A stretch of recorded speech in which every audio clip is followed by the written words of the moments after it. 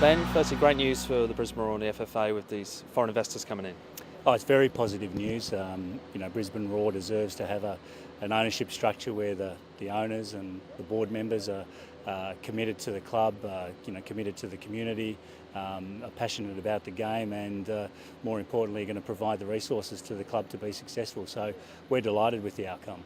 How long was the deal in the making? Can you give me a kind of timeline about how it all worked? Yeah, it's probably been going on for about 6 months now.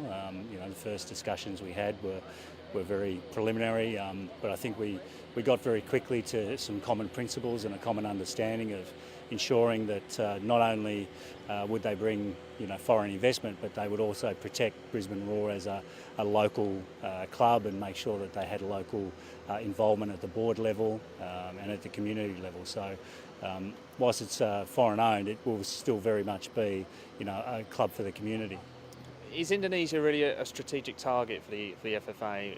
We're getting some involvement into the A-League and Australian football as a whole.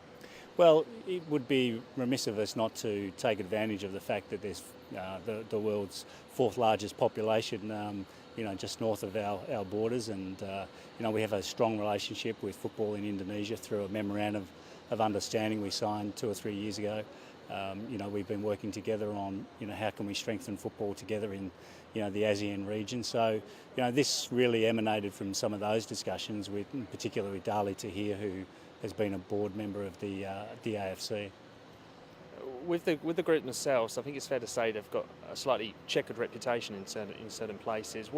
Especially with Pelita Jaya and honouring contracts and salaries and things like that, what assurances have they given you, or have you asked them to provide you for their ownership here?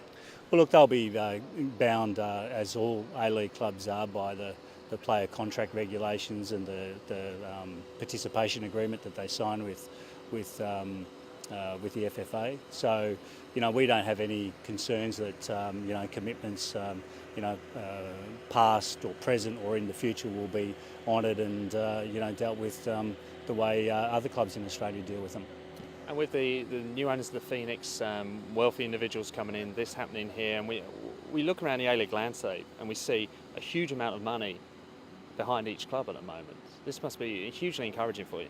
Well, it is. What it shows is that the A-League has got the ability and has the ability to attract investors and attract people who have great commercial networks, great commercial connections, great government networks, and the financial wherewithal to make these teams successful over time. So, we're delighted with the ownership group we have at the moment. It's the most stable. I think the clubs are learning more and more about how to work with their local communities, and that augurs well for the future.